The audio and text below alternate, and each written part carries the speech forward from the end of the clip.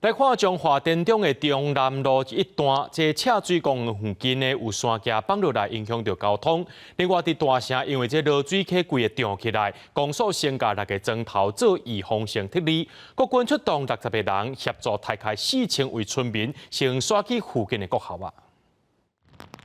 溪水错流，画面真惊人。因为凯比风台带来大水库，落水溪水尾的自强大桥早起达到二级警戒，溪水淹过爆环，加上即阵是大流，大城乡公所请国军出动协助，撤离淹坏6个砖头，大约4000多位村民。支援12辆中型战术轮车以及60员兵力来投入人员的疏散。沿岸的这几个村庄，那起码就是有2楼的就这样叫他就近，那没2楼的就疏散到西港国小以及这个大成国小。风台库也造成彰化田中中南路一段赤水公园附近发生山架水崩山，只是影响双向通车，目前已经排除障碍。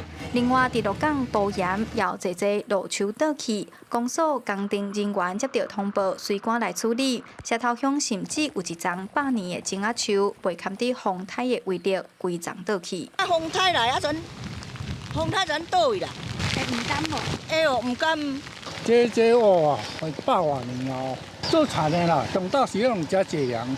加在这几站以外，拢无造成人员伤亡。中央气象署表示，凯比风台的强度虽然有减弱，但是风台的外围环流甲西南水汽继续影响台湾中南部山区、苗栗以南的边地，也是要注意会有大水害发生。记者杨淑晴，中华报道。